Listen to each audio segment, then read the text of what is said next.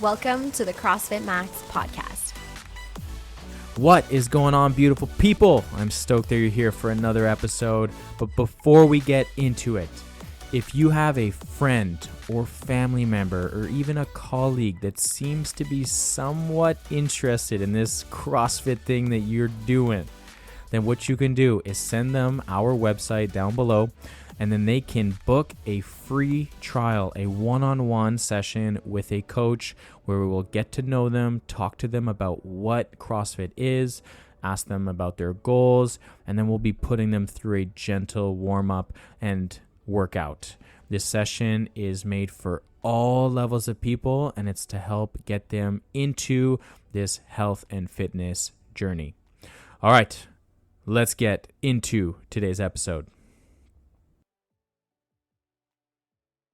3, 2, 1. Let's go, baby. We're in it. What's up, gang? How are you? Calm down. How are you, Susie? I'm good. How am I? I'm great. Thanks for asking. We're on a time crunch today, so we're getting straight into the banter topic. And that is Turn Up the Heat Volume 2 coming to CrossFit Max on July 6th. From 8 a.m. until 4 p.m. Tell them, what is Turn Up the Heat? Turn Up the Heat is the Wow, coolest. wait, hold on, pause. That was the most unenthusiastic start of the intro here. Tell them what Turn Up the Heat is, baby. You're so annoying. Turn up the heat. There we go. That's what they need. Now everyone's clicked off because I've ruined their eardrums, especially if they were listening through AirPods or something. Sorry. But anyways, Turn Up the Heat is the coolest CrossFit competition in the entire West Island. Wow. West Island? What about all of Canada? What about the world? You know, I was trying to be realistic with my claims to fame. Okay, so last year we did a really cool CrossFit competition. It was our first one we hosted. Yeah. Turn Up the Heat Volume 1, in case you guys were not following.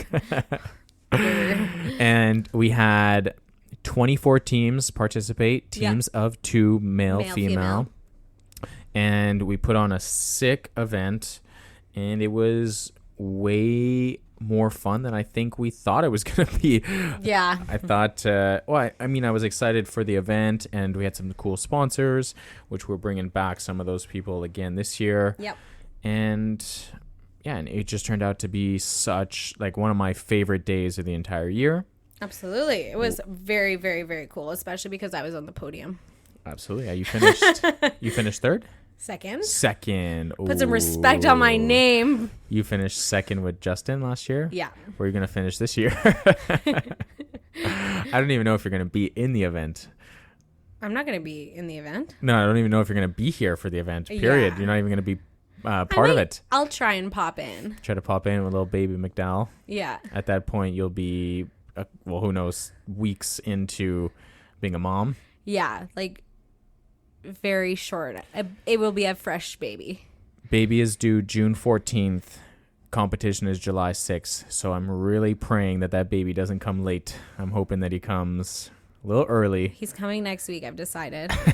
This is it, guys. This is my last podcast. I'm hoping that he comes a little bit early. This way I could have a little bit more time planning this event. But anyway, so Volume 2. Yes. Same thing. We're teams of 2, female and male. Yeah, we already have how many teams signed up? It's crazy. We already have 27 teams. So we already beat last year, and we're like, a month and a half out? We're still a decent amount of time away, yeah. And 27 teams signed up. We are capping this event at a hard 32. We cannot fit more than 32 teams in. We're definitely going to sell out. Yeah, we got 5 spots left. So if any listeners and, we're interested in run, don't walk, doing a competition, this summer. Doing a competition. Yeah. Make fun of me all you want. Well, you made fun of me at the beginning of the podcast, so. Anyways, it's going to be really cool. We're going to have some really cool sponsors. We have already announced event 1 and 2. Sponsors by Fresh MTL. Yep. So they're going to be the official food sponsor of the event this year. They are going to be offering essentially delivered wraps for people, and they could pay them. They're only $10 a wrap, which is a crazy deal, and they're pretty hearty. pretty good wraps. I mean, they're delicious wraps, but pretty good size wraps. They have the steak option, the chicken option, the tuna option, and then the vegan option as well. People can like pre-order them? You pre-order them. Yeah, okay. They arrive fresh on site at about 11 a.m. on day of. And then, yeah, it's only $10. They will also be giving really epic gift cards to the podium winners. So the first podium winner is going to get a $100 gift card to Fresh MTL, which they are a company that doesn't just do wraps. They do salads, they do meal plans, they do shakes, they do juices. So, yeah, you can order like a full week's worth of food. Like if you want all your lunch pre-made for you, you could order that. So $100 for the first place team, $50 for the second place team, and then $25 for the third place team. And I guess we'll talk about the events in a second, but we announced event 1 and 2. And then we just announced yesterday the burner event, which is essentially a floater workout that athletes can do anytime throughout the day. They just have to get it done before their final event. And that one is sponsored by one of our faves, Babes Motion Wear. Yeah, so she'll be on site. I mean, I think selling her clothes. Selling her awesome fitness apparel. She has some cool, I guess, non-fitness apparel as well. She has some like... Can't wait for you to buy me stuff since I deserve it for pushing out your baby. Yeah, exactly. And then, well, maybe you might be able to pop in with Baby McDowell here and purchase a couple things as well. Yeah. And yeah, so she'll be on site selling her merch. She is also donating 3 $25 gift cards at random. We're just going to draw 3 random ladies. Or women participants. Yep. And then they're going to win some $25 gift cards. And yeah, every time she's here, it just seems to get bigger and bigger. And more and more girls, at least in our CrossFit Max community, are repping the Babes Motion Wear. Yeah. So she'll be on site. And then we have a couple other sponsors that we're going to be announcing soon. Paul should be on site doing massages for people who want either post-workout or pre-workout. Paul has literal magic hands. Yep. So he'll be on site, which is cool. And we're working on a few other things as well. But so we dropped event 1 and 2. How many events total are there going to be? So theoretically, there is going to be 6 events. Okay. But what that means, if you're listening to this and you're thinking, oh my God, I have to do 6 workouts, that's crazy. It's not. It's really 6 scores. We'll say 3.5 workouts. Okay, got you. We'll say 3.5 workouts. Because like 1 and 2 happen at the same time. Yeah, exactly. So 1 and 2 are a 12-minute AMRAP where one person is doing 3 burpee box jump overs into, no, excuse me, I messed that up. 9 wall balls into 6 power snatches into 3 burpee box jump overs, while the other partner is on the Echo Bike, which we received the Echo Bikes. And they're freaking awesome. But yeah, so it's a 12-minute AMRAP, and then once the person does the 963, they swap. One person gets on the wall balls, one person gets on the bike, and it's a 2-scored event. So the event is how many repetitions you can do in the AMRAP part and how many calories you can do on the Echo Bike. So that's technically 2 events, but really one 12-minute workout. Yeah. The burner event that we announced that's why I say like 3.5 workouts, because it's really like a half workout. It's such a little, it's just like a taste. It's a all-out sprint, and it's gonna probably hurt the most out of all of the workouts. But it's gonna be so short to complete. And I'm excited about this one. I actually changed it. And I'm excited about this one because I actually made a slight change when I was about to post it. The original plan for this. You dirty dog. Yeah, the original plan was to just have... So the way the workout goes is partner 1 starts on the rowing machine, has to complete a 500-meter row. Mm-hmm. And then they have to sprint around the building. It's a 200-meter sprint. Then they tag partner 2. And then partner 2 does their part. Now, originally, it was a rinse and repeat of that. It was partner 2 rows, and then they run, and that's your time. But I switched it up. So the actual event goes partner 1 does 500-meter row. Then they do a 200-meter run, sprint around that building, tag their partner 2, and then partner 2 sprints around the building and then finishes with the 500-meter row. Oh, so you got to be strategic about who's goes partner in 1. What order. Yep. So do you want to row into run or run into row? Yeah, who just wants to? Yeah, because that 500-meter row is going to be tough, but I'm not sure if I really don't know what the best strategy is. Tell the listeners the strategy. I think whoever is going to do it, it's going to be a case by case basis. Regardless, it's what would you rather do? Run personally? Row into run or run into row? I think I would rather run into row. Yeah, that's what I was said too. Because I feel like the run is going to be shorter. The run is going to be a shorter amount of time. And if I sprint as hard as I can on the rowing machine, then I feel like I feel like I might die out more on the run rather than if I pick like a fast pace on the run and not sprint the run. I can control that a little. I feel like I can control that more and then get onto the row and send it as hard as I possibly can. I think I would be personally safer that route. So I think technically the better rower should maybe row second. Actually, I think it's dictated on the run. That's what I was thinking. Yeah. I think whoever's worse at running should start with the row, should be partner one.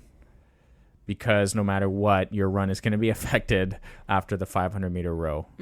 So you want to think that you want to be able to choose a fast pace and not be wrecked on the run. I would pick to row before I run because I know that I can be fast on the run either way, and probably my row time would be similar.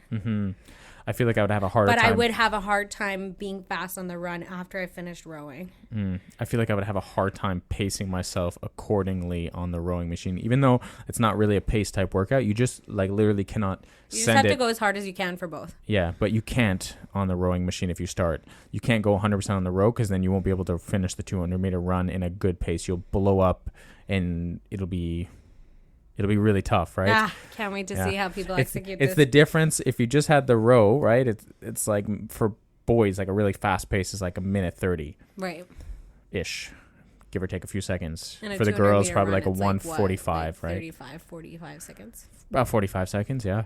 So, if I forget what I was saying, but if it's just rowing, then you can send it as hard as you can. But if you have to run after that for a good 45 to 60 seconds, the difference between 45 and 60 seconds is huge, right? It's 15 seconds. It's massive. So it goes from an event that's maybe a minute 30 to now it's like 2.5 minutes. So if you're sprinting, it's very different pacing. But I think it's going to be cool to watch people do that. I think it's going to be fun. I'm happy I made that quick little switch of the workout for this type of discussion that we're having. All the team members are discussing this right now. Who wants to go first? Who wants to run first? That's what makes the competition fun, is those little discussions. And it's not high skill. It's get on a row as hard as you can, and then run as hard as you can. There's no high level gymnastics in this. There's no heavy barbell. Right. It's just who wants to suffer more. But then there's the fun discussions of people right now are probably discussing this at other gyms with the teams that they're competing, because we have a lot of other gym teams. A lot of outside members. We have a lot of teams from CrossFit YUL. We have a lot of teams from CrossFit Vaudreuil. We have some teams from Gym Tonic. We have a team from CrossFit Wonderland. We have a team from CrossFit Saint-Jérôme. Saint-Jérôme, yeah.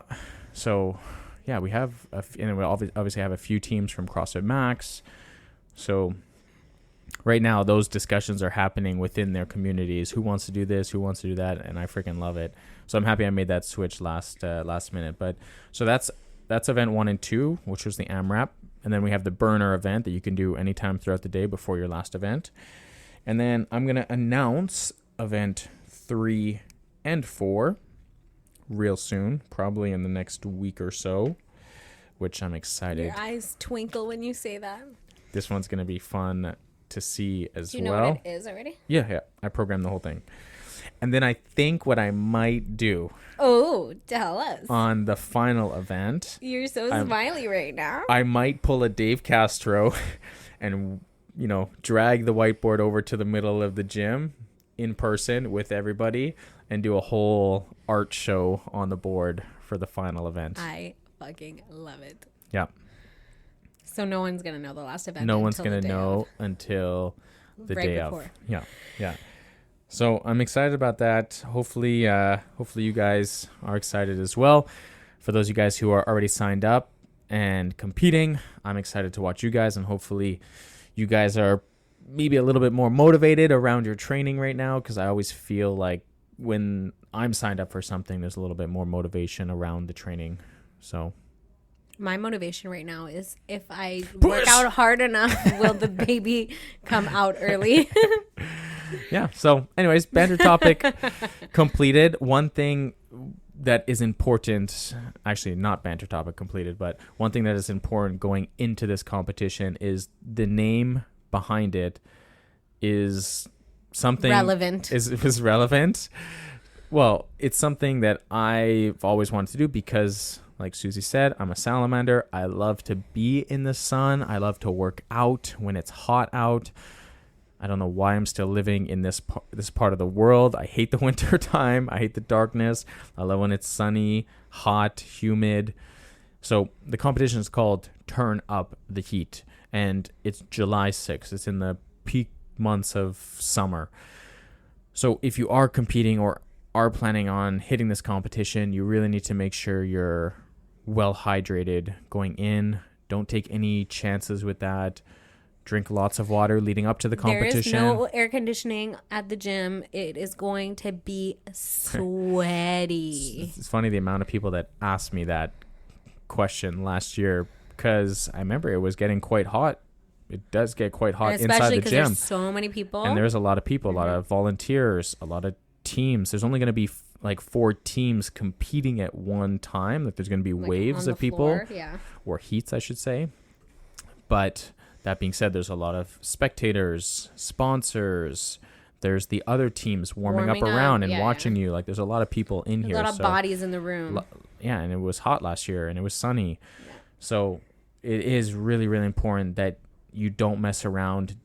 Week before the competition, make sure you're drinking lots of water, but not just water. Make sure you're getting a lot of electrolytes into your body as well. You're going to be sweating a lot the day of. Like I said, you're going to be doing 3.5 workouts. So already that's a decent amount of volume, and it's a competition. So you're going to be pushing your limits. You're going to be testing your nervous system at the same time. So it is really important that your electrolytes are on point. Yep. Get some elements. Start loading up your water every single day leading up. Make sure you're drinking electrolytes the day of. Mm-hmm. Make sure you're fueling yourself, eating a little bit more, a couple days out.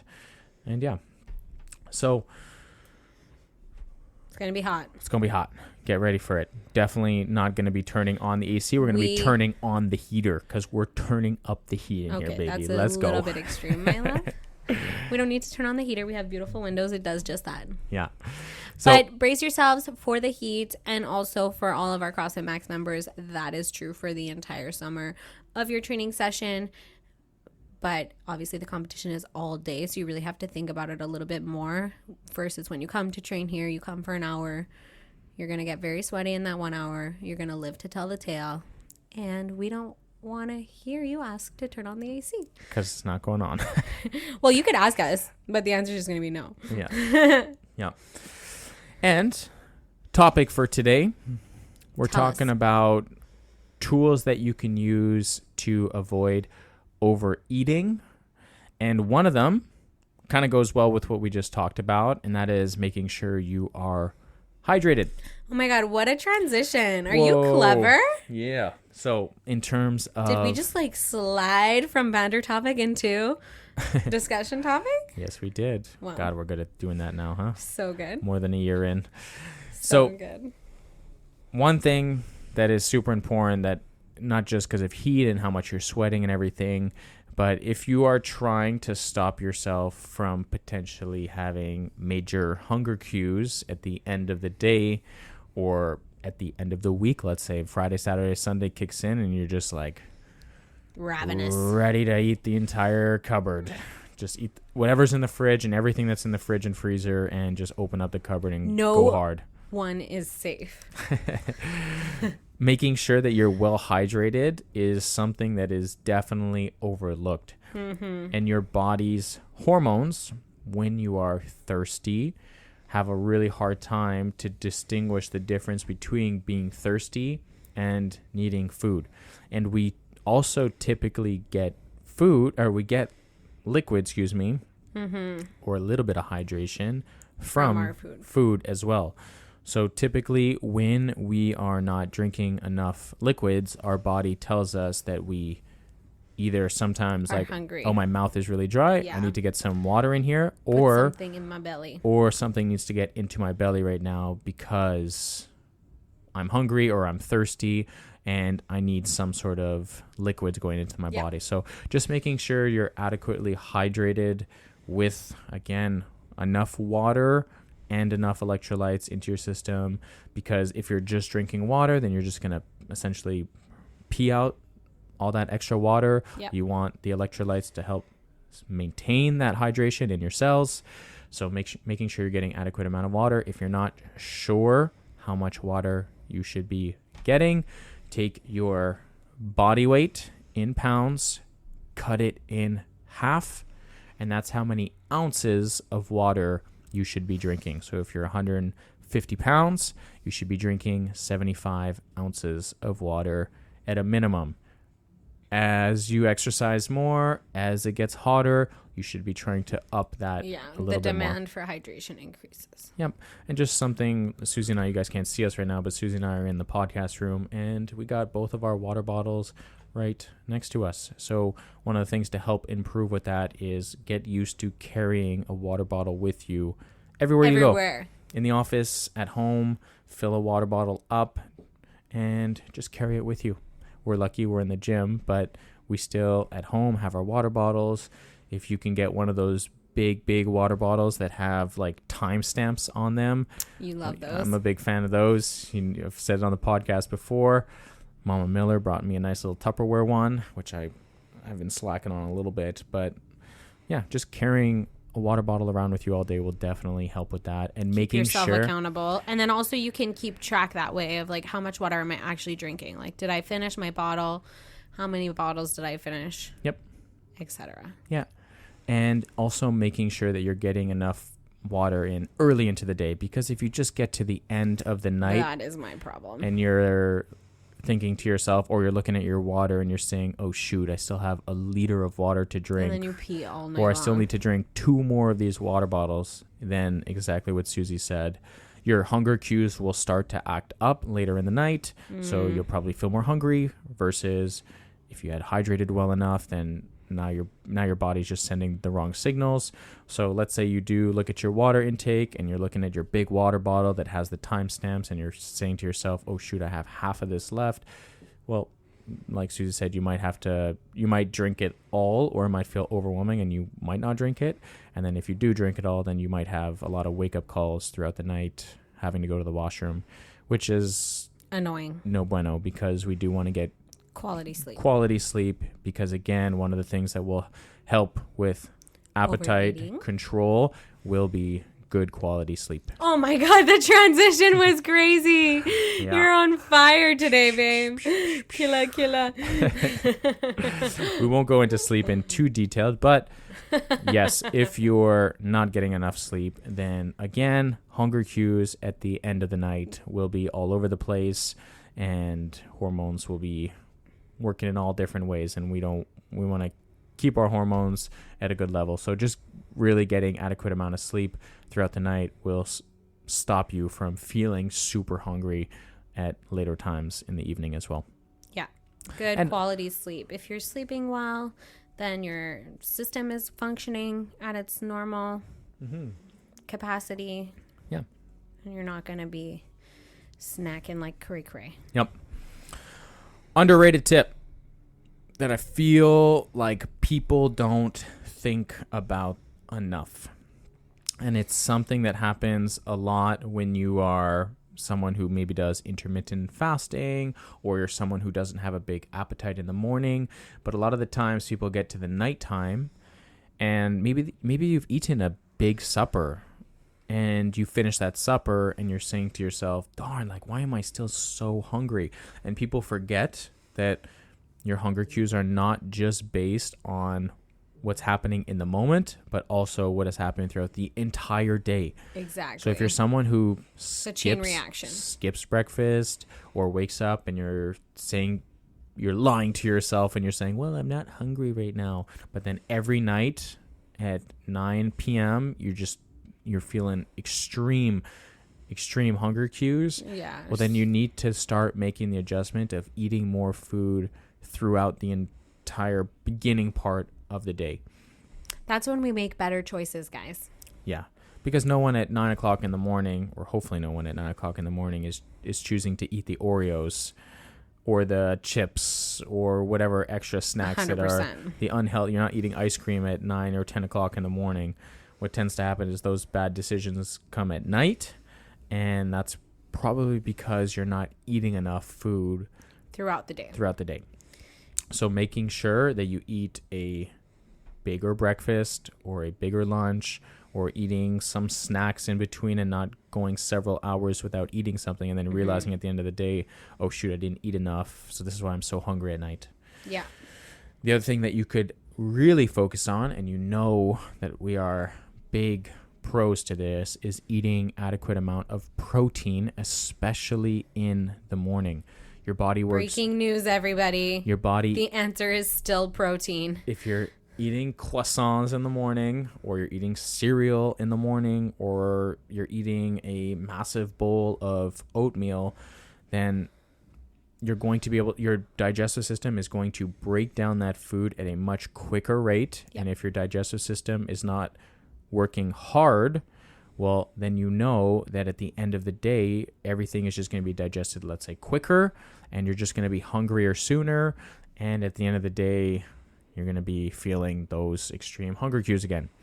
So making sure that you eat adequate amount of protein in the morning and in the afternoon, or technically at all your meals, guys. You should be focusing on this, but for some reason, protein for breakfast seems to be a big friction point for a lot of people. Mm-hmm. So getting in eggs in the morning, egg whites, Greek yogurt, you can eat meat in the morning for sure. Like, there's a lot of people that you can make a smoothie with like a scoop of protein also. Absolutely. You can put the protein in yogurt if you want as well. There's tons of ways that you can start to implement protein into your morning. And I would highly recommend you guys start to focus that, especially if you are someone that gets to the nighttime and you're feeling really hungry. Mm-hmm. Look at how much protein you're eating in the morning versus how much you're eating in the evening. And if you're looking at your meals and you're saying, yeah, well, I'm eating, I don't know, big chicken breast or 2 chicken breasts in the evening time, but it's true, in the morning I'm just having a granola bar and then I'm off with my day. Well, you're not going to have that protein starting to work in your digestive system early on. And remember, your body works with that protein. It does a lot of things with it. So it gets your digestive system to be moving with it, and then your hunger hormones will stay down, and it will fill you up for longer periods of time. Absolutely. So making sure you're getting adequate amount of protein early on to the day is a huge tip. Another tip is making sure that you slow down while you're actually eating. Yeah, there's a couple things we could talk about the process of the eating process. So number one is, like you said, slowing down. Is there something before that I missed? No, not at all. Talk about? No, that's a good one. Okay. Like the actual process of eating, allow your body to feel the feelings of getting full coming on. If you sit down and you like wolf down your meal and you don't put your fork down and you're bringing your plate to your face and you're scoffing your food down, then your body has no time to be like, hey, by the way, like, I'm satisfied now. By the time you get that cue, you have gone past satisfied and you're like way past that. You're overfed. Yeah. There's this constant communication going between your gut and your brain. And a lot of people call your gut the second brain of the body. And there's a constant flow of communication between the two. And like you said, if you just shovel food into your mouth and swallow it quick, well, for sure those signals, the hormones that are sending from your gut to your brain will not be communicated in time for your body to say, hey, I'm getting full right now. We're filling up the belly. I'm getting full. You don't have to put in more. Slow down. So one of the actionable things you guys can do is putting your fork down. Susie said that before. In between bites, you don't have to hold on to your spoon or hold on to your fork. Put your fork like literally down out of your hands. This way you are forced to slow down. The other thing you can do is chewing your food. Being aware of how many times you're chewing your food. A good rule of thumb is like between 20 to 30 chews before you actually swallow your food. So biting, chew. Now, depending on what type of food. Like you're not going to chew your soup, guys. We get it. Yeah. If you're eating an egg, you're going to chew it much less than, let's say, you're eating a steak, right? So just being mindful that it's a rough guide of 20 to 30 chews per bite, and just allowing your teeth to break down that food, because that food goes into your stomach and then your stomach has to break down that food. Yeah. The first part of digesting is when you start to smell food. When you start to smell food, you actually start to, like, saliva in your mouth starts to form. My mouth is salivating right now. Me just talking too. about steaks. Yeah. So too. when you talk about food or when you smell food, your mouth starts to produce all that saliva. And that's the first part of your digestive system. So that goes in, then your teeth start to break down all the food that's in your mouth, and then you swallow it, right? So that's the beginning part of your digestive system. Now, if you essentially don't have the thought process of thinking about food, smelling food, and you're quick about it, you get a plate in front of you and you just, let's say, microwave something and it's like done in 2 seconds, and you just grab your fork or spoon and just start shoveling it down. There's no communication that's happening between your gut and your brain. So it's a really, really important time to make sure you are slowing down. So putting your fork down in between, right? We know that you're probably hungry at this point, but it's a really, really hard task to just put your fork down. Okay, pick it back up. Food back in mouth. Chew, fork down, right? The other thing that is super important is trying to be as mindful as possible to your actual food that you're consuming. Like your portion? No, not the portion. We can talk about portions later, but we're guilty of watching TV when we eat. Oh, yeah. Right? Being like present. Being present with your food, rather than if you're just watching a television show or YouTube or scrolling on social media on your phone. The communication between your brain and your gut has a disconnect because you're focused on, you're distracted. Like I'm on Instagram. Mindless. Yeah, I'm on Instagram right now, or I'm watching my favorite TV show. What I would encourage you guys to try and do is try to turn off everything. So try to put your phone somewhere else, keep your TV off. And if you're someone that really, really feels like they get really hungry at the end of supper time, I encourage you to try this one time.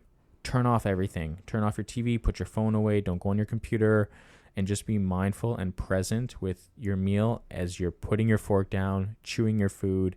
And then I promise you, at the end of whatever plate you've created for yourself, you are going to be more full, because that communication is going to have an open line without any sort of disconnect. Yeah, it's pretty impressive.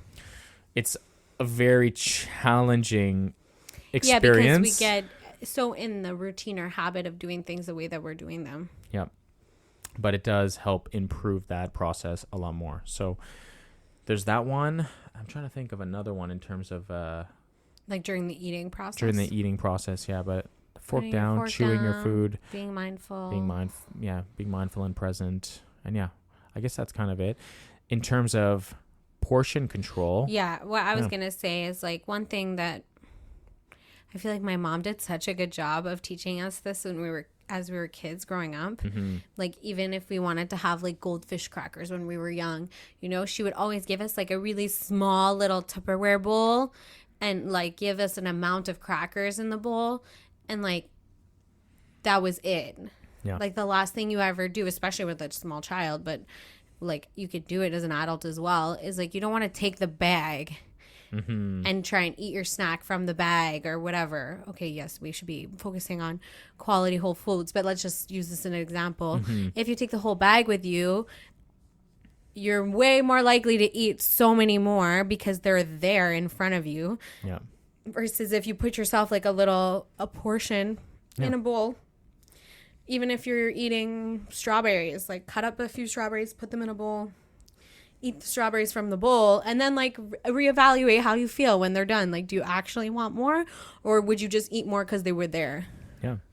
And that also goes not just for snacks, but also for meals. Yeah. So eating your meals, if you eat your meal on a big plate and there's a lot of space on that plate, and then you take that exact same portion, I'm not talking about removing anything of that portion, and put it on a smaller plate, and it is jam-packed, visually your brain is starting to say like, hey, this is a lot of food right now. Like, I am going to consume an amount of food that is going to make me more full, rather than having a plate with food on it, again, exact same quantities of food, right, that has a bunch of empty space. Now this plate kind of looks empty, right?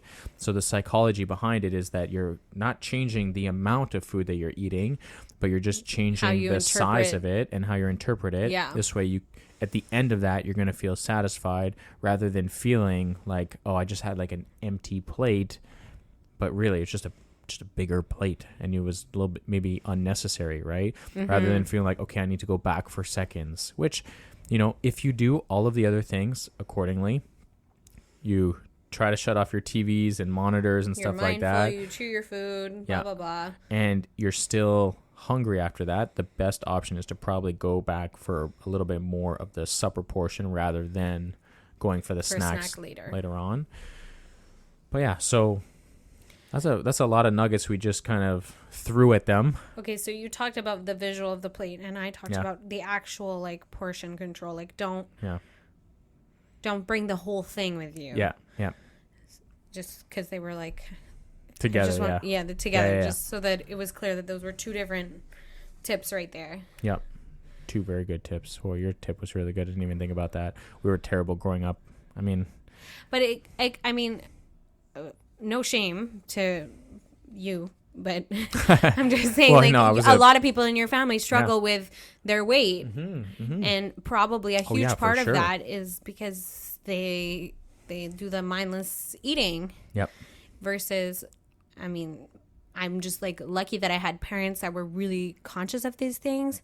Yeah. When we were younger, and have like programmed it in my head. So, you know, even if we have like Oreos, okay, and you know, we're not perfect people. Like, we also eat Oreos sometimes. Taking 2 Oreos and putting them like on your plate, and then putting the box away and being done with it, versus bringing the box in front of the TV with you is going to change the outcome of how many Oreos you eat by a lot. Yep. Everything you just said is definitely something that I struggled with growing up, and my family does as well, because we were the family that would grab the bag of chips or the box of cookies and just keep eating out of it. But for me growing up, to stop myself from doing that, and I think this is a law that I try to apply for a lot of clients, is just not having it in the house, period, because I definitely grew up struggling that if it is in my cupboard, then you eat it all. I'm going to eat it, and I'm going to eat it all at one time. So Berardi's law is that if food is inside your house, you or someone you love will eat it. So if you guys keep, let's say, junk food in your house, then it's always kind of in the back of your mentality. Like, you know it's there. You know that if I have a sweet tooth, tormenting you every time you open the cupboard. There's some cookies in there, like 7 feet away from my body. I can just go take 4 steps over, and boom, got a bunch of cookies accessible, right? If there's ice cream in the freezer. So one of the things that's I've done pretty good as an adult is trying to keep that stuff completely out of my house. And I found that that's really been helpful for me growing up. obviously when we started dating a few years ago, It was hard for me. It was tough because you could put the Oreos in the thing and have an Oreo, and I'm thinking, there's like no different chance. Schools of people, like, I can buy junk food and know it's in the cupboard, but like not eat it all in one sitting. Yeah. Versus on a Tuesday night, I know there's Oreos there. I'm going to eat the entire row, or I'm going to eat half the pack of cookies, and I'm going to have a really hard time. Right. And that's not what I want to do. So for me growing up, if you're someone like me who has a hard time. Now I just hide the snacks, and Brandon doesn't know that. Hide them, Jesus. No, we don't eat. We rarely buy stuff. Yeah. And when we buy things, we don't buy like a box of cookies. We'll like go out to get a dessert that's like a one-time dessert that we can't like eat later in the week. Exactly, yeah. And that's my preferred way of keeping it. Mm-hmm. And then also just keeping a lot of healthy options around your health. Easy. Fruits, vegetables. These foods are also filled with fiber, which also fiber fills you up. Right. So foods that are also easily accessible, that are low calories, that are extremely healthy, that if you eat a banana or you eat a bowl of blueberries, you're not going to get a lot of calories from them. You're most likely not going to want to go back and finish the entire container of strawberries. Maybe you might, and if you do, then there's no harm in it. You might be getting a little bit more calories, but at the end of the day, those are, in my opinion, good calories. You're going to get a lot of nutrients from them. You're going to get fiber from them, antioxidants from them, micronutrients, things that are also going to fill you up. So keeping a lot of fresh produce around your house, a lot of healthy options throughout the day, rather than just getting to the nighttime, not having snacks throughout the day, not having like Greek yogurt or fruits or vegetables, or maybe like healthy alternative to bars and stuff. Like we have the RX bar that we like. That's a nice snack for us. We have the Pro Bites at the gym. Keeping healthier options around throughout the day, that when you feel hungry, you can just go and grab and eat and consume them. Right. And they're good for you. Rather than, okay, I'm going to hold off until lunch. Oh, you get to lunch, just shovel a food, like bunch of food. Way too hungry by the time you sit down that like mindfulness is out the window. Yeah, and you just shovel food into your mouth because you have a quick 20-minute break before you got to get back to work. Okay, it's good. I put some food in. I'm going to be able to manage for another 4 or 5 hours. Okay, get home, shovel food down my mouth, and then it's like, all right, well, I'm still hungry. Okay, like what do I got here? Oh, I got some stuff in my cupboard. Well, it's just a vicious cycle. So, I think I just want to talk on this topic before you swap over. Mm-hmm. But like another really great Melanie Miller life hack. My mom, she did a great job of teaching me not to overeat in life. Mm-hmm. But something that she always does is that the easy, healthy snacks are easy and ready to eat versus like a chore to prepare. So like when we get home from the grocery store, I wash all the fruits and I pre-cut them and put them in beautiful Tupperware containers. If you would like Tupperware, reach out to Melanie Miller. but then they're ready, they're chopped up, they're clean, and they're ready to eat. So like when I'm feeling snacky and I want to grab something, it's just as easy to grab that versus something else. So just like taking away the barrier of like, oh, I don't want to get out the strawberries because I'm gonna have to wash them and cut them and it feels like a chore, and then they just like rot in your fridge. Instead, having them ready to eat, easy, accessible, so that is the easy option, so that your brain doesn't have to work hard, so that you can just grab it and go. Absolutely. That was a lot of different tools that we have provided for you guys. There's never usually there's never one thing will be a complete game changer. Yeah. There's multiple things. Maybe turning off your TV will be really hard because maybe at the end of a long day of work, you really love to watch TV and eat your supper. But maybe what you can do is you can still put your fork down while you're watching TV. Mm-hmm. And maybe you can still chew your food a little bit more. Dinner on a smaller plate. Exactly. So there's a bunch of little things. Eat a little bit more for breakfast. Make sure you're getting more protein in throughout the beginning parts of the day to stay more full throughout the later parts of the day. Making sure your sleep quality is on point. Making sure you're hydrated.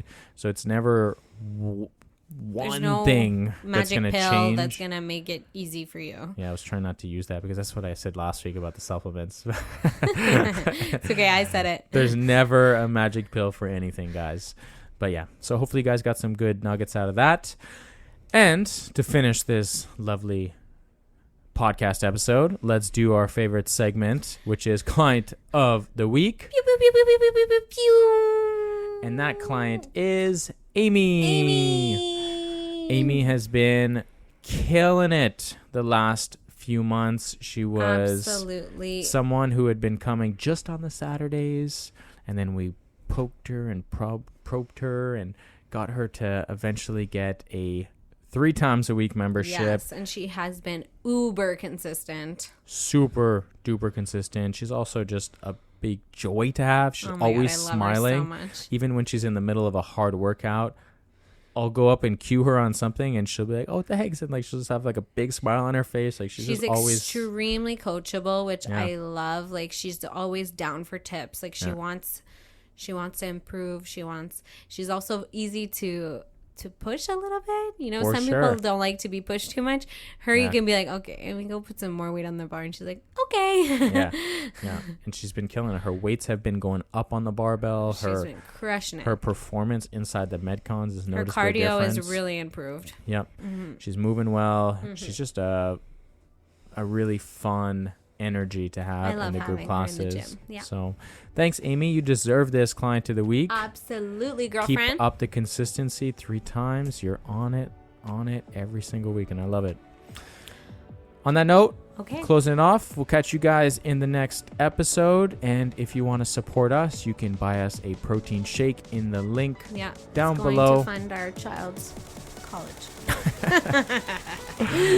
Have an awesome rest of your day, guys. See ya. Bye.